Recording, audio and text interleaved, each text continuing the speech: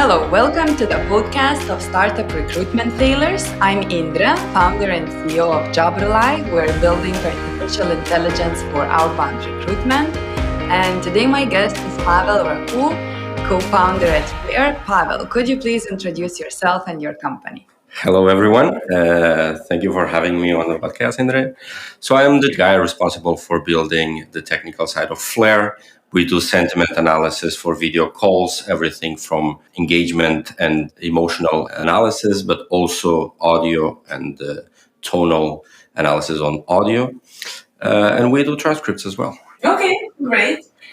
So thank you for being here. And what is the recruitment failure you had that you could share with us? Yeah, I don't know if I can call it a recruitment failure, but maybe because the company is fairly young. So we were incorporated mid last year, so mid 2022. Mm-hmm. And at the time, we didn't have an AI person, and we really needed one. Without AI, we wouldn't exist. So we cannot do our product without AI. So AI was an important, and it still is an important part of the company. Mm-hmm. So in this search of a founder or founding member with AI capabilities or knowledge, we were almost ready to embrace anyone that would join. At the time, we didn't have the knowledge, nor the money, nor the connections, so to say. Mm-hmm. So I think that was if I think back, and this wasn't that long ago, it was half a year ago, but it certainly feels like a long time ago. So if I look back at the reasons why this person ended up not being with us or not joining us full time, was because me and my co-founder Jim, we didn't really vetted or vested that person. So we were willing to, not necessarily getting everyone. Obviously, we had standards, but Mm-hmm. if the guy had AI knowledge, had experience in startups, and was willing to work with us, we would get along. Those were the criteria. Mm-hmm. What didn't went that well was the level of involvement. So we were on different pages on that, and it took us maybe 3 months to really understand that this was a problem for us, a problem for Flair. So ultimately, we ended up not working together. Mm-hmm. So what happened? So me and Jim at the time were working for full time for the company, and we were willing to have this person with us more or less on a part time level, and just like, okay, let's do this. We need this AI person. We like the guy. We hang out with him. He's a nice guy, competent. Mm-hmm. So let's go ahead and see how it goes. And very soon, maybe 1 month after, we realized that because me and Jim were at a different pace than him, so he would work a full-time job and working with us. Mm-hmm. So we were on a very different pace levels. So me and Jim would develop way faster than he would be able to catch up with us. So this probably this was one of the first red lights that we encountered. Okay, so we thought that part time would be enough, but maybe it's not. So this started the conversation. Okay, so what can we do? How can we adapt? Mm-hmm. And so are you all developers? No, so Jim is dealing with the business side of things. I am developing, so I'm leading the development team. I'm also a developer, and this person would be in charge of the AI side of things. So developer, you can think of development, everything apart from AI. So the models, the training, the data structure, and all that stuff. So. Okay. But so I think it's normal, right? If a person is not working full time but part time, so you won't be on the same phase. Yeah, that's. But we thought this wouldn't be a problem, Okay. and it was. And what was the problem? It's like he wasn't able to offer like this part of the time, this amount of the time you expected, or there was no results he was providing. No, so none of that. So the problem was we needed to go faster. That's it. So the results were there. The person would show up for the meetings or whatever we would have, would make questions. So nothing related with the involvement of the person. So everything related with the speed that the things we were delivering things, and we needed them faster. So because the guy, I mean, he's working a full time job and with us, obviously, there's only 24 hours in the day, and you kind of need to sleep. So the problem was the speed of delivering stuff wasn't good enough for us. And did you fire?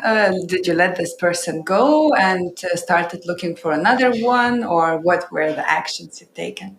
So we started working together, I believe in June, something like that. And if I recall correctly, we stopped working together maybe end of September. So it took us a while to obviously you start realizing things and then try to solve the problem and realize again and all that stuff. What ended up happening, so we wanted a founding member, meaning he would get equity and some salary when we have the money. So at the end of the day, the person ended up not joining. So we had the vesting period. We had so the person ended up not joining. From our side, we ended up not going forward with him. So So whose decision was to separate? I think we came to a more or less same conclusion at the same time. So me and Jim were discussing how can we have the guy and keep our promises and keep the interests of the company. So this trio that I really find very interesting, and we realized that it wasn't really possible unless he was willing to work with us full time. So the problem was always the speed of delivery thing. So But isn't it better to have a person part time in comparison to don't have any person being able to develop AI? that's a good question, and I would say yes. But I think it really depends. In our particular case, I have some experience in AI, so it's not like I'm completely I don't know anything about it. So, but we wanted someone that could be full time on it because I have everything else. So we needed someone with AI capabilities to enhance what we already had, and what we already had was good enough for an MVP. Okay. So that's why we didn't hire the person to build the MVP. We hired the person to build the next AI model and everything that's needed for us to take the company further. So that was the objective because we already had an MVP. It was working. It's still working. So Okay. So yeah. it So wasn't a very big failure. it it depends because it depends how you look at it. So I look at it. We're 6 months behind. Okay. So that's the way I look at it. Now, on the bright side of the things, 2 weeks ago, we have the head of AI that joined us. So at the end of the day, and he's working full time and he's making questions, and we're really happy so far with him. So at the end of the day, we're still on track. So we have a person that will take care of that part of the AI. But I always want to have things faster. So Of course, everyone does, I believe. yeah. And so, would you say that it's not okay if a person is willing to join a team, a founding team, and only could offer part time of a work? It's not going to work, or there are some cases that it could work. I think it really depends on the type, on the area that the person will join. Because if you, let's say you are joining a startup as a VP of sales and you're working part time, I think you can do it. So 4 hours a day or 3 hours, whatever the case may be, I think you can do it. On our side, I started this conversation with AI. We wouldn't be able to do our job without AI. So the AI person, I can go away, Jim can go away, but the AI person needs to stay. That's the core part of the company. And I think when it comes to the core part of the company, that's really hard to have it part time. So I don't think Jim, which is the CEO of the company, would be able to do it part time because neither he nor him nor me we have time to we're always late to something. Yes, I think one thing it's speed up all the processes. Another thing I believe is the involvement, because if it's only a work, like for example a corporate work, right?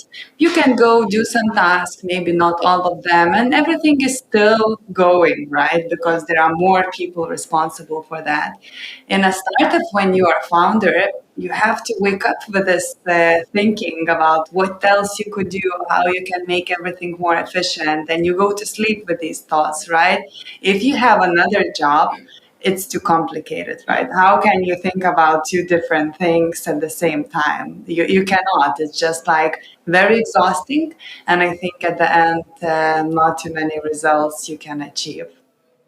Yeah, I think unless you're, and there might be people out there that can do it, but I think in this, at least maybe this is a very dramatic way of looking at it, but I think as when you are a founding member of a company in the really beginnings, I think the risk of getting burned out it's so high that if you're not like aware, okay, so I need to stop, and because if you don't stop, you'll always have to, something else to do until midnight or 2 in the morning. So you kind of need to calibrate that. Okay, so now it's time to tomorrow. It's also another day. I can do that tomorrow, which is really hard to do. It is, yeah. This is why I'm wearing all this Aura ring. Yeah. It's really helping, because if you work until very late, you wake up and you see what is your recovery score, and when you notice after a few days that it's not so good, it's a very good signal for you to stop working at the right hour. Yeah. So that's so coming back exactly because of that. So maybe it's possible to have two jobs, so working a full-time job and a part-time in a startup or something. But if you are the founding member and your job in the company is important, like I would give you a hug if you're in this situation. So, But how could be your job not important if you're a founding member, right? well, yes, that's another. Obviously, if you're a founding member, you kind of do everything, right? Yeah. Okay. Fair enough. Fair enough. Yeah, so maybe the conclusion is that you have to really be dedicated for Yeah. this project. I don't know, maybe there are some other cases. It's just my own experience and other people I met. So there could be some other things. But what I'm also curious is that it seems like you are very successful in attracting talents, because when it comes to AI, like voice recognition or natural language processing, these people are very much in demand. And you managed to attract two great people joining your team in almost half a year. How did you do that?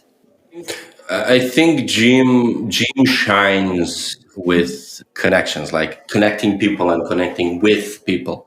So Jim found the initial person that ended up not staying with us, and also Jim found this person that joined us.